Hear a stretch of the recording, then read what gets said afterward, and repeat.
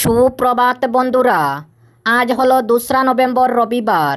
আজকের সকালের বরাক উপত্যকার শ্রীভূমি, করিমগঞ্জ, শিলচর, হাইলাকান্দি সহ আসামের বিশেষ বিশেষ খবরগুলি হলো: মিয়া মুসলমানরা কোনোদিন জুবিনের অনুরাগী ছিলেন না, বললেন অসমের মুখ্যমন্ত্রী হিমন্ত বিশ্ব শর্মা। বিস্তারিত থাকবে প্রতিবেদনে। 1 নভেম্বর থেকে সারা দেশ জুড়ে সিনিয়র সিটিজেন কার্ড চালু। অসম ও অরুণাচলের সীমান্তবর্তী এলাকায় শান্তির পরিবেশ সুদৃঢ় করতে অসম ও অরুণাচল দুই রাজ্যের উদ্যোগে বৈঠক। আসাম পুলিশের আইনশৃঙ্খলা বিভাগের মহাপরিদর্শক অখিলেশ সিং ও পার্থসারথী মহন্ত সহ উচ্চপদস্থ 13 জনকে দক্ষতা পদক লাভ। শিল্পী জুবিন গর্গের মৃত্যুর ঘটনা সম্পর্কে সিঙ্গাপুর পুলিশ এসআইটিকে 3টি গুরুত্বপূর্ণ তথ্য প্রদান করেছে বলে তদন্তকারী আধিকারিক মুন্না প্রসাদ গুপ্তার প্রকাশ। অসমের প্রাক্তন মুখ্যমন্ত্রীর ছেলে গৌরব গগৈকে ফের আক্রমণ মুখ্যমন্ত্রী হিমন্তের মন্তব্য: গৌরব গগৈ 100% পাকিস্তানের এজেন্ট। বিস্তারিত থাকবে প্রতিবেদনে। আসামে শুরু হলো ভারতের প্রথম ডিজিটাল জনগণনা অর্থাৎ সেন্সাস। নাগরিকরা নিজেরাই অনলাইনে জমা দেবেন নিজেদের তথ্য। এবং মুখ্যমন্ত্রী হিমন্ত বিশ্ব শর্মা গতকাল 37,000 মহিলাদেরকে 10,000 টাকা করে চেক বিতরণ সহ আয়ুষ হাসপাতালের ভিত্তিপ্রস্তর স্থাপন। তাহলে বিস্তারিত খবরে যাওয়ার আগে অবশ্যই ভিডিওটিতে একটি লাইক দিয়ে চ্যানেলটি সাবস্ক্রাইব করে পাশের বেল আইকনটি বাজিয়ে রাখবেন এবং ফেসবুক পেজে দেখে থাকলে পেজটি ফলো করে ভিডিওটি শেয়ার করবেন যাতে সঠিক খবরগুলি সবার কাছে পৌঁছাতে পারি। এবার শুনুন আজকের খবরের বিস্তারিত। প্রথম খবর: মিয়া মুসলমানরা কোনোদিনই জুবিনের অনুরাগী ছিলেন না, বললেন অসমের মুখ্যমন্ত্রী হিমন্ত বিশ্ব শর্মা। সবার প্রিয় শিল্পী জুবিন গর্গের ন্যায়ের দাবিতে রাজ্য জুড়ে অনশন প্রতিবাদের মাঝেই গতকাল শনিবার মরিগাঁওয়ে উপস্থিত হয়ে বিস্ফোরক মন্তব্য করলেন রাজ্যের মুখ্যমন্ত্রী ডক্টর হিমন্ত বিশ্ব শর্মা। শনিবার মরিগাঁওয়ের মিকিরবেটায় মহিলা উদ্যমিতা অভিযানের চেক বিতরণ শেষে সংবাদ মাধ্যমের সামনে মুখ্যমন্ত্রী হিমন্ত বিশ্ব শর্মা একথা বলেন। মুখ্যমন্ত্রী জুবিন গর্গের মৃত্যুর এসআইটি তদন্ত প্রসঙ্গে বলেন, এসআইটি খুব ভালো গতিতে এগিয়ে যাচ্ছে। আমাদের হাতে গৃহীত হয়েছে অনেক ভালো তথ্য ও বিস্ফোরক তথ্য। আমি মনে করি 10 ফেব্রুয়ারির মধ্যে 17 তারিখটা লাস্ট ডেট। জুবিনের ঘটনা সম্পূর্ণভাবে আমরা জনতার সামনে উপস্থাপন করতে পারবো। কোথাও কোথাও অসমের মানুষ অবাক হবেন, একটু কিছুটা দুঃখ পাবেন, কষ্টও পাবেন, সঙ্গে রেগেও উঠবেন। তাই আমি মনে করি 10 ফেব্রুয়ারির মধ্যে জুবিনকে ন্যায় দেওয়ার প্রকৃত পদক্ষেপ হিসাবে এসআইটি তাদের চার্জশিট আমলশাস্ত্রে দাখিল করবে এবং জনগণ এক প্রকার বলে উঠবে, বহু বছরের জুবিনের সঙ্গে ঘটে আসা দুঃখ দুর্ভোগের কাহিনী তারা জানতে পারবে। অপরদিকে বিজেপির সদস্যদের জুবিন গর্গের প্রকৃত অনুরাগী বলে উল্লেখ করে মুখ্যমন্ত্রী হিমন্ত বিশ্ব শর্মা বলেন, অখিল গগৈ যদি খোলামেলা রাজনীতি করতে পারেন তাহলে বিজেপি কেন অমর হক বলে লিখতে পারবে না? বিজেপি সদস্যরাই প্রকৃত অনুরাগী জুবিনের। এখন যারা কিছু মিয়া মুসলমান এগিয়ে এসেছে তারা তাদের জীবনকালে কখনোই জুবিনের অনুরাগী ছিল না, তারা ডুপ্লিকেট অনুরাগী। আমরা পূজার সভায় সবাই জুবিনের ছবি রাখি, কিন্তু কোনো মিয়া মুসলমান ধর্মীয় অনুষ্ঠানে জুবিনের ছবি ব্যবহার করে না।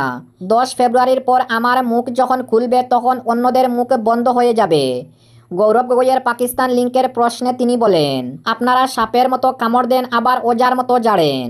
এখন যদি আমি গৌরব গগৈয়ের পাকিস্তান লিঙ্কের প্রসঙ্গ তুলে ধরি, আপনি বলবেন আমি ইস্যু ডাইভার্ট করছি। প্রথমে জুবিন গর্গের ন্যায়, তারপর গৌরব গগৈকে যেটা করা প্রয়োজন সেটা করব। এখন অসমবাসী জুবিন গর্গের ন্যায় চাইছে।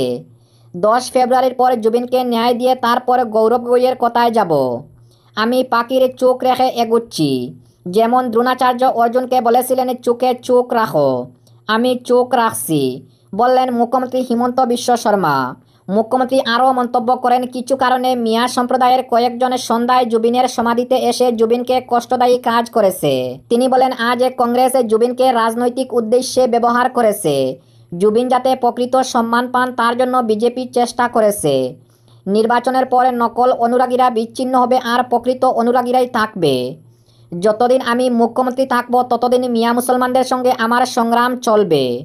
কোনো ক্ষেত্রে ছাড় দেওয়া হবে না মিয়া মুসলমানদের। আমরা দুই হাতে লড়াই করব। একদিকে জুবিন গর্গের ন্যায় দেব, অন্যদিকে মিয়া মুসলমানদের কষ্ট দিয়ে থাকব, বললেন অসমের মুখ্যমন্ত্রী হিমন্ত বিশ্ব শর্মা। অপরদিকে 1 নভেম্বর থেকে সারা দেশ জুড়ে সিনিয়র সিটিজেন কার্ড চালু। দেশের প্রবীণ নাগরিকদের জীবনযাত্রায় স্বাচ্ছন্দ্য ও সম্মান ফিরিয়ে আনতে কেন্দ্রীয় সরকার ঐতিহাসিক পদক্ষেপ নিয়েছে। 1 নভেম্বর 2025 থেকে সারা দেশে চালু হতে চলেছে সিনিয়র সিটিজেন কার্ড 2025। কেন্দ্রীয় সামাজিক ন্যায় ও ক্ষমতায়ন মন্ত্রকের ঘোষণা অনুযায়ী এই কার্ডটি শুধুমাত্র একটি পরিচয়পত্র নয়, এটি প্রবীণ নাগরিকের জন্য 60টি অত্যাবশ্যক সুবিধার পাসপোর্ট হিসাবে কাজ করবে। কর্মকর্তাদের মতে এক দেশ এক আইডি নীতির ভিত্তিতে এই পরিকল্পনাটি কার্যকর করা হয়েছে, যার ফলে প্রবীণরা একটিমাত্র পরিচয়পত্রের মাধ্যমে সমস্ত সরকারি সুযোগ সুবিধা গ্রহণ করতে পারবেন। স্বাস্থ্যসেবা, যাতায়াত, আর্থিক সহায়তা, পেনশন, ব্যাংকিং পরিষেবা, আইনি সহায়তা এবং সামাজিক সুরক্ষা, এই 60টি গুরুত্বপূর্ণ ক্ষেত্রকে এর পরিকল্পনার আওতায় আনা হয়েছে। অপরদিকে অসম ও অরুণাচল সীমান্তবর্তী এলাকায় শান্তির পরিবেশ সুদৃঢ় করতে অসম ও অরুণাচল সীমান্তবর্তী দুই রাজ্যের উদ্যোগে বৈঠক। আসাম ও অরুণাচল প্রদেশের মধ্যে শান্তি সম্প্রীতির পরিবেশ সুদৃঢ় করে তোলার প্রয়াসে আসাম সরকারের সীমান্ত সুরক্ষা উন্নয়ন বিভাগের উদ্যোগে ধেমাজি জেলা প্রশাসন ও প্রতিবেশী রাজ্যের লোয়ার সিয়াং জেলা প্রশাসনের সহযোগিতায় সীমান্ত সমন্বয় সমারোহ আজ অনুষ্ঠিত হয়। ধেমাজি জেলার চিলাপাতারে আয়োজিত এই সমারোহে অংশগ্রহণ করে মন্ত্রী অতুল বরা বলেন যে উভয় রাজ্যের মুখ্যমন্ত্রীর রাজনৈতিক সদিচ্ছা ও একান্ত আগ্রহের জন্য এই সমারোহের আয়োজন করা হয়েছে। ইতিমধ্যে প্রতিবেশী রাজ্য দুটির মধ্যে সীমা সমস্যা সমাধানের পথ প্রশস্ত হয়েছে ও সীমান্তবর্তী অঞ্চলগুলিতে শান্তি সম্প্রীতির নতুন বাতাবরণ সৃষ্টি হয়েছে বলে উল্লেখ করেন তিনি। গতকাল এই সমারোহের মাধ্যমে আসাম অরুণাচল প্রদেশের সীমান্তবর্তী এলাকায় উন্নয়ন ও ব্যবসা বাণিজ্যের ত্বরান্বিত করা সহ সীমান্তবর্তী এলাকার পর্যটন শিল্পকে অনুপ্রেরণা যোগানোর উদ্দেশ্যে প্রয়াস করা হচ্ছে। অনুষ্ঠানে মন্ত্রী ডক্টর রনোজ পেগু, অরুণাচল প্রদেশে বিধানসভার উপাধ্যক্ষ কডু নিয়োগর, সাংসদ প্রধান বড়ুয়া ও ধেমাজি লোয়ার সিয়াং জেলা পুলিশ সুপার তথা বিভিন্ন সংগঠনের প্রতিনিধিরা উপস্থিত ছিলেন। অপরদিকে আসাম পুলিশের আইন শৃঙ্খলা বিভাগের মহাপরিদর্শক অখিলেশ সিং ও পার্থসারথী মহন্ত সহ উচ্চপদস্থ 13 জনকে দক্ষতা পদক লাভ। আসাম পুলিশের আইন শৃঙ্খলা বিভাগের পুলিশ মহাপরিদর্শক অখিলেশ কুমার সিং, পুলিশ মহাপরিদর্শক পার্থসারথী মহন্ত সহ অসম রাজ্যের 13 জনকে পুলিশ আধিকারিক কেন্দ্রীয় স্বরাষ্ট্র মন্ত্রণালয়ের দক্ষতা পদক লাভ করেছেন। অনুসন্ধান শাখায় উপপুলিশ সুপার ফুলকর নার্জারি, মাধুরিমা দাস, তদানীন্তন মহকুমা পুলিশ আধিকারিক প্রকাশ সোনোয়াল ও উপপরিদর্শক উমেশ বরা স্বরাষ্ট্রমন্ত্রী দক্ষতা লাভ করেছেন। একইভাবে বিশেষ অভিযান শাখায় তদানীন্তন অতিরিক্ত police super Pranab Kumar Pegu, police super Anurag Sharma, অতিরিক্ত পুলিশ সুপার সত্যেন্দ্র সিং হাজারি, পরিদর্শক সরোজ দলে শঙ্করজ্যোতি নাথ, কপিল পাঠক ও বিক্রম বসুমাতারিকে স্বরাষ্ট্রমন্ত্রীর দক্ষতা পদক প্রদান করা হয়েছে। উগ্রপন্থীর বিরুদ্ধে চালানো অভিযান অনুসন্ধানে লাভ করা সফলতার জন্য এই পুলিশ আধিকারিকদের স্বরাষ্ট্রমন্ত্রীর দক্ষতা পদক প্রদান করা হয়েছে। অপরদিকে জুবিন গার্গের মৃত্যু ঘটনা সম্পর্কে সিঙ্গাপুর পুলিশ এসআইটিকে 3টি গুরুত্বপূর্ণ তথ্য প্রদান করেছে বলে তদন্তকারী আধিকারিক মুন্না প্রসাদ গুপ্তার প্রকাশ। জুবিন গার্গের মৃত্যু ঘটনা সম্পর্কে বিশেষ তদন্তকারী গোষ্ঠী সিঙ্গাপুর পুলিশ থেকে 3টি গুরুত্বপূর্ণ তথ্য লাভ করেছে। এসআইটির প্রধান মুন্না প্রসাদ গুপ্তা গতকাল সংবাদ মাধ্যমের কাছে একথা জানিয়ে বলেন, পারস্পরিক আইনি সাহায্য চুক্তির অধীনে বিশেষ তদন্তকারী গোষ্ঠী সিঙ্গাপুর পুলিশ থেকে কিছু তথ্য চেয়েছিল। এর ভিত্তিতে সিঙ্গাপুর পুলিশ বিশেষ তদন্তকারী গোষ্ঠীকে এই তথ্য প্রদান করেছে। সিঙ্গাপুর পুলিশ জুবিন গার্গের মরণোত্তর পরীক্ষার প্রতিবেদন সম্পর্কে চূড়ান্ত মতামত জানিয়েছে বলে এসআইটির প্রধান প্রকাশ করেছেন। তিনি বলেন, সিঙ্গাপুরে বন্দর ও সামুদ্রিক কর্তৃপক্ষ থেকে বিশেষ তদন্তকারী গোষ্ঠী নথি লাভ করেছে। এর মাধ্যমে তদন্ত এগিয়ে নিয়ে যাওয়ার ক্ষেত্রে সহায়তা পাওয়া যাবে বলে তিনি উল্লেখ করেন। তদন্ত প্রক্রিয়া সময়মতো সম্পূর্ণ করে বিশেষ তদন্তকারী গোষ্ঠী খুব শীঘ্রই আদালতে প্রতিবেদন দাখিল করবে বলে শ্রী গুপ্তা সংবাদ মাধ্যমের কাছে জানিয়েছেন।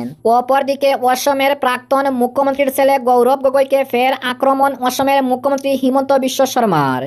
মুখ্যমন্ত্রী হিমন্তের মন্তব্য, গৌরব গগৈ 100% পাকিস্তানের এজেন্ট। কংগ্রেস সাংসদ গৌরব গগৈয়ের সঙ্গে যোগ রয়েছে পাকিস্তান এবং পাক গুপ্তচর সংস্থা ISI এর। বারবার এই অভিযোগ তুললেন অসমের মুখ্যমন্ত্রী হিমন্ত বিশ্ব শর্মা। সেই দ্বারা বজায় রেখে ফের একবার তিনি নিশানা করলেন কংগ্রেস সাংসদ গৌরব গগৈকে। বললেন, গৌরব গগৈ 100% পাকিস্তানের এজেন্ট। বহিরাগত শক্তির সমর্থনে তিনি ভারতে রয়েছেন। এমনকি গগৈকে চ্যালেঞ্জ করে হিমন্ত জানান, যদি কংগ্রেস সাংসদের সাহস থাকে তাহলে তিনি মানহানির মামলা করে দেখাক। অপরদিকে আসামে শুরু হলো ভারতের প্রথম ডিজিটাল জনগণনা অর্থাৎ সেন্সাস। নাগরিকরা নিজেরাই অনলাইনে জমা দেবেন তথ্য। সারা দেশ জুড়ে জনগণনার ভবিষ্যৎ কেমন হতে চলেছে তার প্রথম ঝলক দেখা গেল আসামে। গতকাল থেকে আসাম রাজ্যে শুরু হয়েছে প্রথম ডিজিটাল জনগণনার পরীক্ষামূলক পর্ব। এই বিশেষ পরীক্ষায় আসামের বাসিন্দারা আগামী 7 নভেম্বর পর্যন্ত নিজেদের তথ্য নিজেরাই অনলাইনে জমা দিতে পারবেন। সরকার এই পদ্ধতিকে ডিজিটাল স্বগণনা বা ডিজিটাল সেলফ এনুমারেশন নামে অভিহিত করেছে। এরপরে দ্বিতীয় ধাপে আগামী 10 নভেম্বর থেকে শুরু হবে গৃহতালিকা ও আবাস ভিত্তিক জনগণনার প্রাক পরীক্ষা, যা চলবে 30 নভেম্বর পর্যন্ত। এই পর্বে নিয়োগ করা গণনাকারীরা বাড়ি বাড়ি গিয়ে ঘুরে পরিবারের তথ্য সংগ্রহ করবেন এবং তা ডিজিটালি সরকারের পোর্টালে আপলোড করবেন। ভারতের জনগণনার ইতিহাসে এই প্রথমবার তথ্য সংগ্রহের এত বড় অংশ ডিজিটাল মাধ্যমে সম্পন্ন হচ্ছে। এই পরীক্ষামূলক পর্বটি সফল হলে ভবিষ্যতে সারা দেশেই ডিজিটাল জনগণনার পথ প্রশস্ত হবে, যা তথ্য সংগ্রহ ও প্রক্রিয়াকরণের পদ্ধতিকে আমূল পরিবর্তন করতে পারে বলে মনে করা হচ্ছে। এখন দেখার বিষয় আসামের এই ডিজিটাল স্বগণনা নাগরিকদের কতটা দ্রুত ও স্বাচ্ছন্দ্যভাবে তথ্য জমা দেওয়ার অভিজ্ঞতা দিতে পারে। এবং আজকের শেষ খবরটি, অসমের মুখ্যমন্ত্রী হিমন্ত বিশ্ব শর্মা গতকাল 37,000 মহিলাদেরকে 10,000 টাকা করে চেক বিতরণ এবং আয়ুষ হাসপাতালের ভিত্তিপ্রস্তর স্থাপন। মুখ্যমন্ত্রী ডক্টর হিমন্ত বিশ্ব শর্মা গতকাল অসমের মরিগাঁও জেলার মিকিরবেটায় একটি 50 শয্যা বিশিষ্ট আয়ুষ হাসপাতালের ভিত্তিপ্রস্তর স্থাপন করা সহ মুখ্যমন্ত্রী মহিলা উদ্যমিতা অভিযানের অধীনে মরিগাঁও কেন্দ্রের হিতাধিকারীকে চেক বিতরণের সূচনা করেন। মুখ্যমন্ত্রী এই অনুষ্ঠানে 37,366 জন হিতাধিকারীকে 10,000 টাকা করে উদ্যমিতা তহবিলের প্রথম কিস্তির চেক বিতরণের সূচনা করেন। এই হিতাধিকারীর মধ্যে 32,950 জন গ্রামাঞ্চলের ও 3,426 জন শহরাঞ্চলের। উল্লেখ্য, চিকিৎসা বিজ্ঞানের পরম্পরাগত ব্যবস্থার সম্প্রসারণ সহ জনসাধারণকে বিকল্প স্বাস্থ্যসেবায় সুবিধা প্রদানের জন্য আয়ুষ চিকিৎসালয়টি 15 কোটি টাকা ব্যয় সাপেক্ষে 15 বিঘা জমিতে নির্মাণ করা হবে। চেক বিতরণ অনুষ্ঠানে ভাষণ সংযোগে মুখ্যমন্ত্রী বলেন যে প্রধানমন্ত্রী নরেন্দ্র মোদী 2 বছর আগে জোরহাটে যাওয়ার সময় দেশের 3 কোটি মহিলাকে লক্ষপতি দিদি হিসাবে গড়ে তোলার বিষয়ে প্রকাশ করেছিলেন। সেই অনুযায়ী অসম রাজ্য সরকার আসামের আত্মসহায়ক গোষ্ঠীগুলির সঙ্গে জড়িত 30 লক্ষ মহিলাকে লক্ষপতি দিদি হিসাবে গড়ে তোলার সংকল্প নিয়েছে বলে মুখ্যমন্ত্রী হিমন্ত বিশ্ব শর্মা জানান।